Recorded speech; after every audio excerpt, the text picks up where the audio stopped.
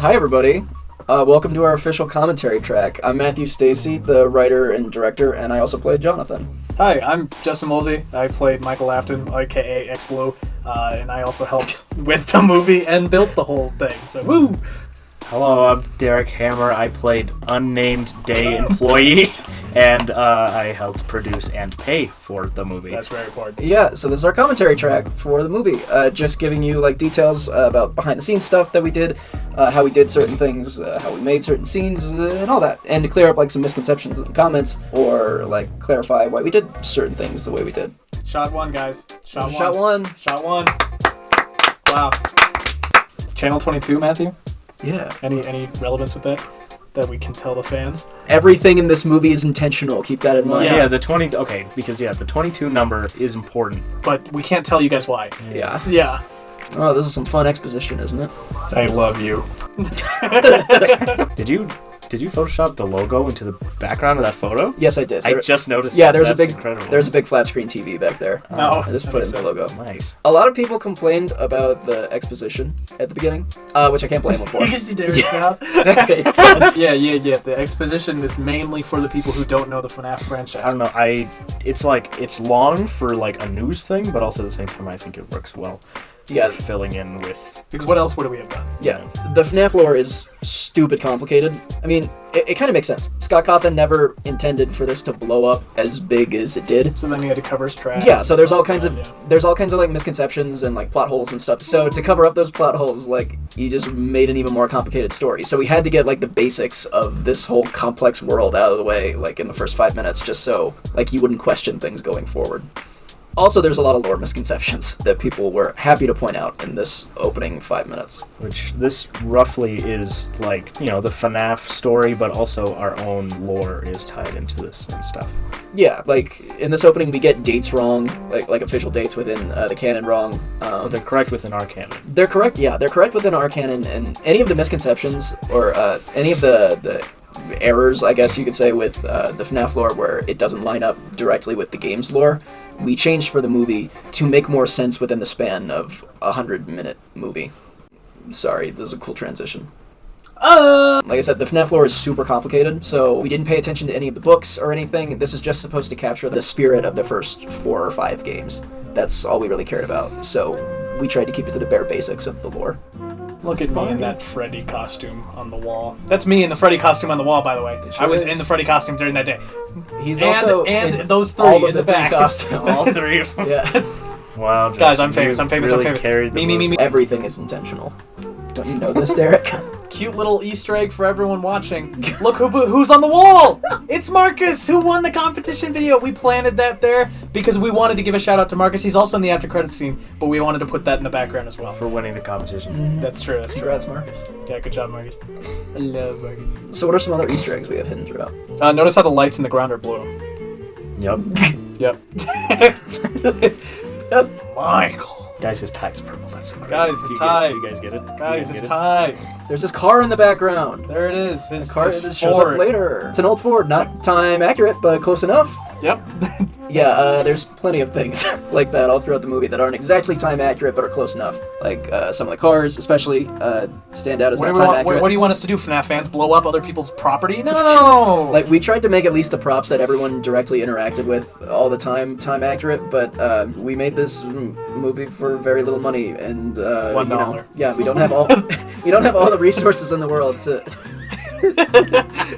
$1. It's crazy that we made this with $1. Yeah. You can really see where those we blue lights it. in the background. Yeah, that does not cheap. He's getting ready. Frank Bear. Head bear. Head bear. Oh. Why'd you guys do that? Because he's Probably so kill yourself. Because your poor dead brother. He's so sad. Peep the soundtrack. It's out now. It's on YouTube. It's out now. Brad did such a good job with the music. Oh wait. A lot of people worked on the music, but Brad did well over half of it. Also, look at the little details Matthew put in. The clock in the car says 9:30. Look at the little details, like the shaky green screen background. What do you want us to do? No, that's intentional because the whole building. Because the whole building's shaking. Yeah, there's an earthquake. A canonical earthquake. Canonical. Canonical earthquake. Oh, look at that. Michael's in purple light. That's intentional. Guys, intentional because purple. Canonical earthquake. This is when the audio takes a dip. Yeah. She gets up so fast. Yeah, she's. That's what she does. Yeah, she's down. Up. Wow. What an athlete. Oh, it's almost like we had to work with all we had and couldn't afford to reshoot almost anything. Or even retake any of the lines, because the audio here is real bad. Sorry, FNaF fans. I love you. Okay. Wow, that set is gone now. Oh, yeah, it is. It's really weird. Where'd all those things go, Justin? Maybe they'll be for sale soon. Maybe. You can own a piece of the FNaF set. Maybe. Because it's In funny, our like- upcoming auction? Do we want to talk about how this whole movie was shot and recorded, like, audio-wise on a blue snowball? Because that's For all context, we had. for everyone who doesn't know what a snowball is, it's Oh, basically put a a picture mic. on screen. Yeah. Yeah, it's a mic that looks like a snowball. Look at that. It is the cheapest, like, decent quality microphone you can get, and it's all we had. So, for the most part, I think the audio usually is alright. Yeah, it's. I'd say, like, There's a a good, few spots like this and later on that get kind of weird. yeah, I'd say a good, like, 80% of the audio is Fine. passable. Yeah. Yeah, juice box. You look very dead in this shot, Justin. Yeah. Well, yeah, so, like... Why do I look so dead? Hey, FNaF fans, do you know why? Do you know why? Do you know why? Like, Matthew, why are you laughing? This is very serious. I'm not laughing. That Derrick was just somebody laughed else. too. What is going on? Ooh, frame rate. Yeah. That was a minor one. That was okay. And it was for, such a Just quick, a second, yeah. Yeah. It's crazy that this movie exists at all with That's frame true. rate issues and stuff. Why, Matthew? Why is that? We ran into so many problems.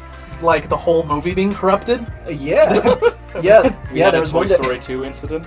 Yeah, we really did. Almost, yeah. Yeah, there was a day, 60 to 70% of the way through shooting, I needed to buy a new hard drive. And that hard drive was just broken out of the box. So when I transferred all of our new footage on there from that like weekend of shooting, not only was all of the stuff we just captured like corrupted on there, but somehow What? Yay! it ended up corrupting nearly every other video file that we'd shot so far. And for like a good 10 hours, just erased half of the movie. I was able to get everything back, or most of everything back, but some of it was like corrupted beyond repair. We could only afford to reshoot some of it, and the stuff that we couldn't like re-record. Like the funeral, not the funeral, the cemetery scene. Yeah, the very That's why the ending, ending is so bad. It's it just destroyed the frame rate. So sorry. Yeah. This head-on shot. Justin looks more like Michael than he does in any other part of the movie. I don't know what you mean. I don't know. Like my But- character. Yeah, he just looks good in like Just these Was Exemplifies the makeup? Michael. The makeup is really good. Yeah, the lighting Yeah. is good on your face. Really good sound effect here. I loved this sound effect. This was so good. Back to the Future. Shut up. Another reason this movie shouldn't exist. We had no money. Yeah. We spent, 11, 12 grand on the set, costumes, whatever, A few grand, yeah. and then a few grand on everything else, including recording, blah, blah, blah, props, We were scraping the bottom of the barrel because we were all, working, school, whatever. Yeah. So, Like not to toot our own horns for a second, but it's amazing it looks as decent as it does. yeah. Another reason this movie should not exist. Obviously, we're not professionals with any of this. We had so many actors drop out. Oh, yeah. So many times. Yeah. But like, I think for Jonathan, because I ended up playing Jonathan in the end, we had like 4 or 5 other actors lined up to play him. Yeah. Before I ended up just it stepping in yourself, yeah. out of necessity. Like a couple actors we had though dropped out the day before we shot, so we just had to completely recast everybody. It was awesome. I mean, it ended up fine in the end, but all fun things to deal with when making a no-budget movie. Want to talk about the special effects? Oh, yeah. The mouth looks great. Mouth looks great. But the shoulders, yeah. We tried. We didn't know what the heck we were doing, guys. Yeah, well- we wanted this movie to be good, but there's only so much we could do because we didn't have the experience, we didn't have the tool sets, we didn't have a big team. We had to track it by hand. Yeah, a lot of hand rotoscoping. animate it. Rotoscoping, if you don't know what that is, it's basically photoshopping a frame on video individually and doing it over and over and over again. And it's ridiculous. Yeah, That's why movies take so long to make, especially because if they're heavy like Marvel films, and that's why the like CGI looks why there's fine. thousands of effects artists. Because it takes forever. There were 2 of us. Yeah, obviously, I think like when they're standing still a lot of the times, it looks pretty okay, debatably. Yeah. When they're moving, it's a bit more awful. noticeable. It's awful. Not awful. It's awful. For some shots, it actually looks pretty alright. It's awful. For some shots, it looks alright. Obviously, we didn't have like robot suits underneath. That would be stupid and expensive. We considered doing like green or black morph suits underneath the costumes at one point, but we decided against those because one, for most of the time we shot this over the summer and it was extremely hot. Like 90 to 100 degrees in the set. Minimum, yeah. So it was already hot for the people in costume to like be in the costumes, and the morph suits would have made it even worse because like morph suits like stick to your body like super close. We didn't have like there wouldn't be enough for the actual like animatronic costume pieces to cling onto, so they would have just kept falling down. So we ended up just having our actors in the costumes like sometimes wear black sweatpants or like just whatever kept them like the most comfortable, because we just appreciated them being there most of the time. So we figured we could cover it up in editing to the best of our ability. Works sometimes. Oh wait, we should talk about where this location for the kitchen comes up. Yes. Ready? Okay. Yeah, this singular shot. We of the snuck into kitchen. a church. We snuck into a church during a Sunday morning service. Illegal. Would that be illegal? No, we were in there. They just didn't know we were in there. Yeah. You guys went to church in Freddy Fazbear's security outfit. Yeah, we did. Yeah. I wore a coat. Yeah. Hello? Is this anyone? Okay, great. Best thing ever. Seeing this shot for the first time, this dream sequence, oh my gosh. Matthew, you're a brilliant man. Aw, thank you. This is a good ass scene.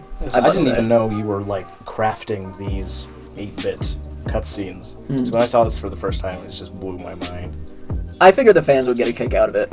Like, doing the dream sequences aren't only, like, a really cool reference to the game, but it helped us hide the budget a little bit because we could put some of the more, like, outwardly insane parts within the dream sequences to, like the final dream sequence that happens in the movie, which, if you've seen the movie, you know what we're talking about. That's something we obviously couldn't do with the budget that we had. Oh, yeah. And then this shot coming up. Oh, yeah, that's a good part. Saw a few comments that were saying, show don't tell. I agree with that, just because, at least on my end, there are a few instances where I would have agreed that showing and not telling would have worked better, but... I agree for the most part, too. But, to probably go with what you might say, is some of the dialogue needed to happen to move the story along. Yeah, exactly. Some of this stuff, like, had to be said for the movie to, like, make sense. Because, like, movies are heightened reality, as is. So, in reality, you may just be, like, saying all this in your head, but, like, the audience doesn't know that. You have to convey that to the people watching somehow. These are shots where you can really tell that I'm wearing makeup. Are we going to talk more about why Justin looks like most of the time? I mean, there is, like, there's just a full-on, says at the end of the movie. I got you. So, you might be wondering why I'm wearing makeup and I look dead. That's because I'm dead. Yep. Or at least in this interpretation, we're taking the sister location happened before this. Yeah, this takes I place got post-scoop. scooped, and therefore I am dead and living in a defunct body, so therefore it needs to look a little not alive. Yeah. So we just go why. with the excuse at the end that he doesn't remember. Guys, notice the location. This takes place in Utah. That's true. Hurricane is all over. Oh! Yeah, weren't expecting that one, FNaF fans, were you? Yeah, first time scare. I like this shot. I like the music in this area. It's like, it's unique, but it also delivers. Yeah, especially intensity once the light turns on And, like, with yeah. Bonnie, and it's like, you know, Really fast? Yeah. No, it's really good. Yeah, that was a very cool thing. Good job, Brendan. Yeah, even though Brad did most of the Which music, is- Brendan still contributed a few music pieces, and they all work. Really good, yeah. It's just like, it's unnerving. I started watching FNaF as soon as Markiplier made his first video about FNaF. So I was right there at the very beginning. Same here. Like, we were all middle school. Yep. Yep. 7th grade. 7th grade. Yeah. And that was such an iconic time where we were all playing the same game. Everybody was at, lunch, before school, after school, all playing the same Five Nights at Freddy's games. Everybody trying to figure out the lore. Yeah. I fell off around Sister Location, I think. I was still in it for a while. And then, obviously, once Scott was trying to move on to more games and different kinds of books and ideas, then it kind of dipped in and out, but... I liked FNaF World a lot, personally. Wow. I think it's A lot of people fun... don't say that. I know, I think A lot it's of people don't say that out loud. I think it's a fun departure. We No, don't say we it. made the movie for two main reasons. One, because we already had the set, and we figured, why the hell not? And the main reason, because Blumhouse and Scott, but also not Scott because he's kind of retired, but not really, is not making the movie in an efficient way because they took so long with making a original script, and we wanted to do the games justice, and we thought it'd be cool and fun, and no one had done this before. So it's fair to keep in mind that when we started like conceptualizing this movie around like October of 2021, we earnestly set out to make it, one, because we had the resources, and two, because we'd all been waiting for a Five Nights at Freddy's movie like since high school. Like, it's been in development remember for so when the long. rumor was it was going to come out in 2020? Yeah. I remember when That the would've rumor been was that it perfect. was going to come out in like 2016. Yeah, that too. But at the time that we started conceptualizing it, it was still like in nebulous hell. There was no news about it even being made anymore still. So we figured, why not? It was only like after we entered production that like more news about it came out. We hold no animosity towards Blumhouse or anything. We just wanted to make this thing. No offense, Blumhouse, but come on. I could see myself in the reflection of the mirror back there. No, Really? wait, really? Yeah. Oh, I wait, didn't even- I think I wait. saw When I she kind was- of want to see it. Can we back up, or should we keep Oh, Well, yeah. give it a second, because she gets up again. You might see it again. to get the Really? yeah. That's insane. Hold on. There I Oh, am. there's Matthew's arm in the reflection. And then And you there's can the see the snowball. snowball in the reflection there. Foxy Riz. A lot of people have pointed out this movie isn't all that scary.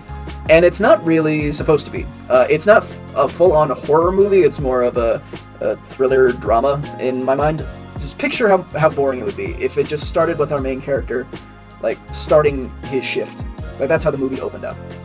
You don't get any context about who this character is, why they're there, why they should care, why he should They stay. need motives. They need Yeah. to drive. Yeah, I mean, some of the most classic, intense horror movies of all time aren't even necessarily traditional, like jumpy, scary, like scare-a-minute horror movies. Like The Exorcist, more than anything, is a family drama, and because of that build-up over time, it makes the scares at the end scarier. That's the whole point of all of the setup. So that's what we kind of wanted to do here, so that it makes the few scares that are in the movie like mean more. Yeah, I really like the jump scares that we have. The jump scares that we have are very good. Good scene. This is a good scene. This is probably one of my favorite scenes in the movie, and not because I edited it completely. I really enjoy writing monologues and stuff, and there's a couple little good ones in I here. really like the monologues here. Yeah. Writing dialogue is my forte. I didn't get to do that a whole lot with this movie, but the couple moments where it comes out, I enjoyed it. People appreciate our depiction of William. Yeah, a Afton. lot. They really like they like. Did I tell you that? No. I know people have said like he's not just some like an insane scientist or anything. Well, yeah. He's So just like this comment Mhm. is they said that they like his Whoa. depiction of a washed up or a drunk washed up American businessman rather than a weird posh British mad scientist. I mean, yeah. This movie did have a British cut for a while. Oh yeah, we can talk about that. Yeah. We shot a couple days with Michael having a British accent. It didn't work. It was too goofy. It did not. It was so goofy. It was awful. Like, imagine if Tom Holland was Michael Afton and he didn't use his American accent. Like, that wouldn't be enjoyable. It'd be weird. He's like, Yeah. like, that would be good. What is this? The goddamn Terminator? I like this scene too because it also like with this movie I want it to be a little self-aware. And like it kind of is with like the Terminator line just a minute ago, but like I wanted to talk about FNaF and its impact and the community around it, because like Five Nights at Freddy's, at least especially for the first few games, was like super special. It was like a cultural phenomenon, and nowadays, And something changed. And something yeah, changed. and nowadays I think a lot of people just kind of view it as a joke, Mm-hmm. and I wanted this movie to touch on that even just a little bit. So that's what this scene does. Bless you. Oh my Golden god. Freddy's Oh my like, I god. can't Oh wait my to god. perform Oh my my little god. Oh, Oh, that frame rate. Yeah, you are. Oh, that frame rate. Also, for the record, none of the kids like on the newspaper pictures and stuff are like real people. They're all AI generated faces. We didn't just like steal pictures of children. guys, Those who ones- is that? Guys. This kid, by the way, loves FNaF. Look at him running around. We didn't tell him to do any of that. He was just having a great slipped time. He slipped for a minute. He's having a blast. His arm is going right behind his arm. He's having such a good time. I'm surprised Me too. I haven't Anyways, seen- next question. Look at him. Look at him go. I really wish we could talk about Triple Bear, but nobody's really picked up. Whoa. Whoa. You've said enough. You said on it. Yeah, there's this character in the movie. Matthew, do you know what it's called? Triple Bear. Whoa. Nobody has picked up on it yet. No one's picked up on it. It's our own lore. It's very, very, very, very canonical. No Yeah. one's picked up on it. It's really weird. Anyway, next question. It kind of unravels a lot of other things. Yeah, like once you figure out Triple So Bear, it's interesting that Yeah. no one's found it yet. Triple Bear is awesome. Marcus's chin looks like a I didn't even notice this chip was there. Why would you say that? Because it's funny. Just, you say that one more time, I'm gonna kill you. It did. What am I supposed to say? It looks It good. did. It looks good.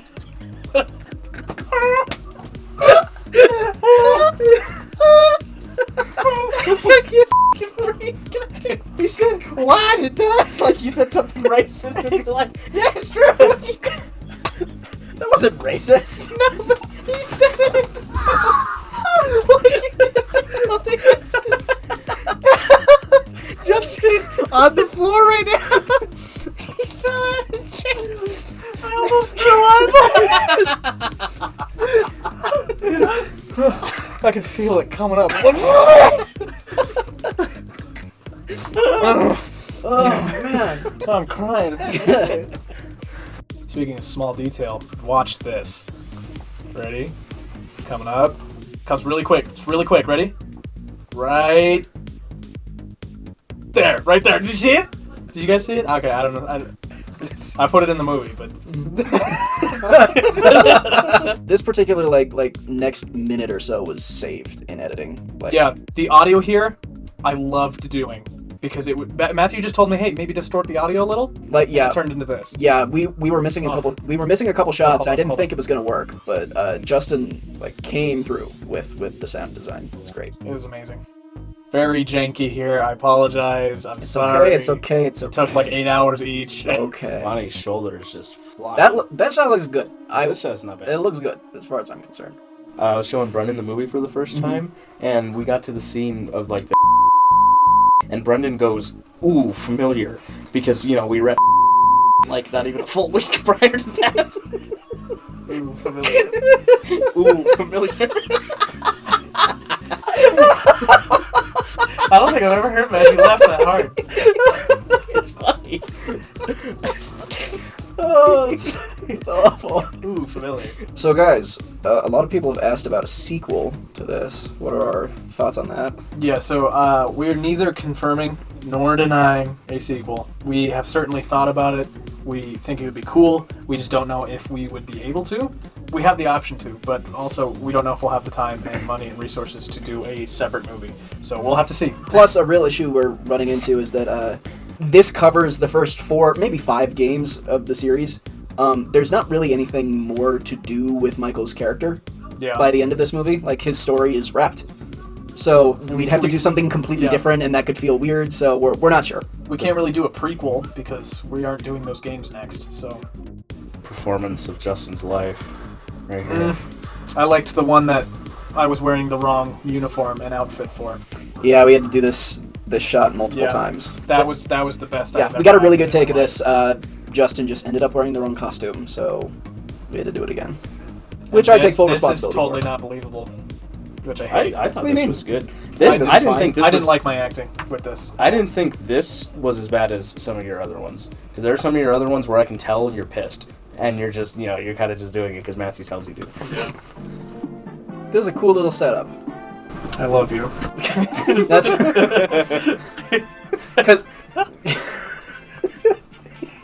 You, Justin. Fucking ruined the commentary. we're coming to a moment that a lot of people don't know how to feel about. It seems like. A lot of people thought that Jonathan should be dead, but also this is a great point with Matthew made like a few weeks ago, where he's like, okay, look, if Jonathan can survive like 9 a week, days, yeah. you know, then how did William Afton survive 30 years? How? Can you explain that for Like, that fans? How? like You there's can't. there's a lot of paranormal weird stuff, completely unbelievable stuff happening within the FNaF games. So I think Jonathan surviving 9 days in a suit is I fine. really like how you can see the night vision turn on the cameras when the power goes out.